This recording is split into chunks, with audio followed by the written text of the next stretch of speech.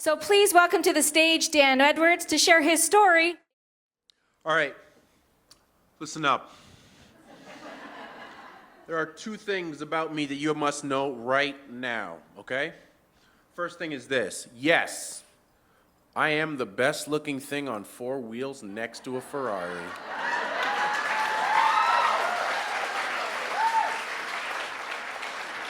Okay, but being real, I'm in a wheelchair, okay? That's the first thing you gotta know.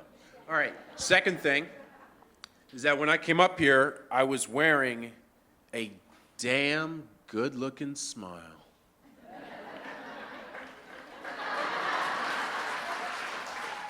Now, I don't wear the smile because I'm in the chair, okay? I wear the smile because I have an opportunity to wear the smile, okay? Now, let me take you back to 2006, okay? iPods have hit the scenes. These things are everywhere now, okay? Phone numbers have just gone from 7 digits to 10. Do you remember that? That was a crisis, okay? Electricity had been invented, all that good stuff, okay? I was gearing up for my final year of high school as a student athlete, and I was big into sports, okay? Big into sports. Basketball, football, track, you name it, right? But my last year, I really focused and narrowed it down to football because I fell in love with the game, right? And I was working really, really hard, okay? And I just had my 18th birthday, and I think this part goes without saying, but like I was looking really good, you know? It's like, I know some of you ladies are probably thinking like, if that cat looks that good on four wheels, imagine what he looks like on 2 feet. I know. Wasn't even fair, okay? Wasn't even fair. But I was feeling good, okay? And everything in my life was going my way, okay? Do you ever have that? Just things in life are going your way? And then in one moment, all of that was taken away from me. One night, I was wrestling with a buddy of mine, and he picked me up, and I landed on my head, and I broke my neck at the C5, C6 level, and immediately I couldn't feel anything from the waist down. And eventually, I couldn't feel anything from the neck down. It was bar none the scariest moment of my life.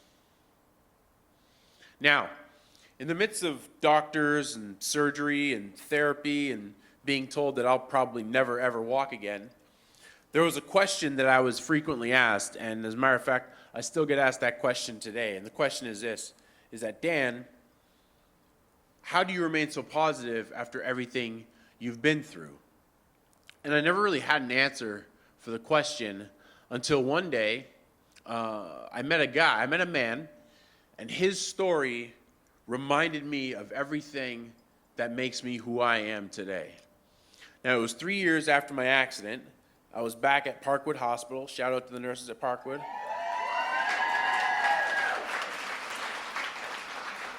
I was at Parkwood, and I met this guy, and he tells me, he was in a wheelchair, and he tells me that he's about 63 years old or something, and he was driving down one of them like back roads, and his car was leaking fumes from the inside, and he basically just passed out at the wheel and woke up in the hospital. And he tells me that he's one of 3 kids in his family.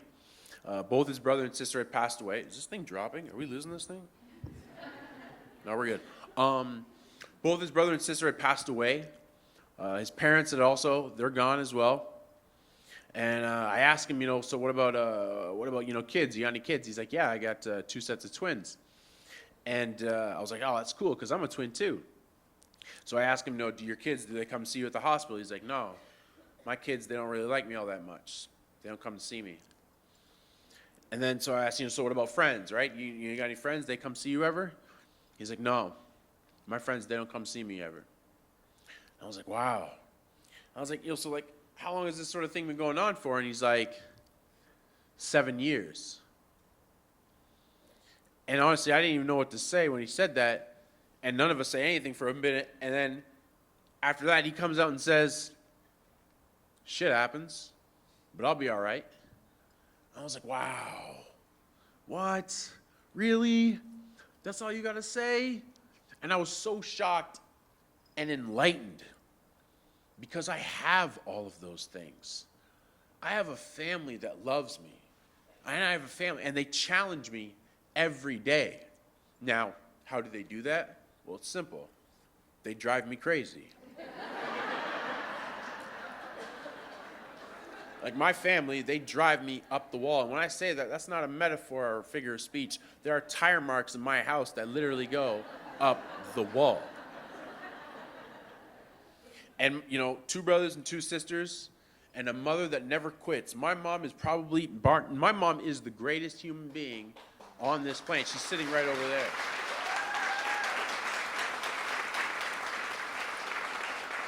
My mom's gone to hell and back for me and my family. And you know what? I've got friends too.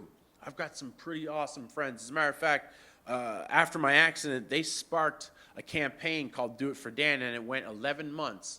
And in 11 months, it raised over $150,000 for me and my family. Yeah, they're right over there. And you know what? My friends, they never gave up on me.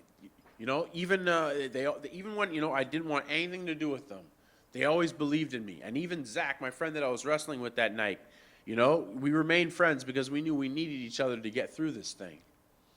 And the last thing that I have, that I've always had, is my faith. Now, another thing you got to know about me real quick is that I love taking credit and recognition for things. Even if I didn't have anything to do with it, I'll take recognition for things.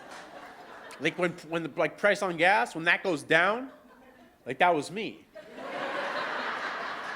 You're welcome. For example, you lowered your cholesterol this morning. That wasn't Cheerios. That was me. You're welcome. See, I like taking credit and recognition, but you know what? I got to give recognition to my God for all the blessings that I have in my life today. Now, every one of us in this room has been through some form of tragedy or loss. But raise your hand if you have any one of those 3 things. Put it to the sky. Raise your hand. Okay. That tells me that you have the utensils, you have the tools, you have the gifts, you have the blessings that you need to get through that long day at work, that long day at school, that practice that seems to never end, that bad fight that you had with your significant other, or whether you're dealing with the loss of a loved one. Dan, you lost the ability to walk and to use these hands the same way they once were. But you still have the power to make a difference. And it starts by realizing and taking every opportunity and understanding that, yeah, shit happens. But you have what it takes to get through it. And don't forget your greatest weapon, that damn good smile.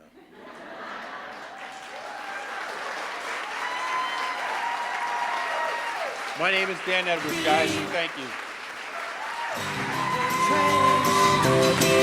Put out in my mind, I'm in love. I'm a believer, I couldn't leave her if I tried. I thought love was more or less a given thing. That's right. Let him take his due. Less I got. What's the use in trying? All you get is pain.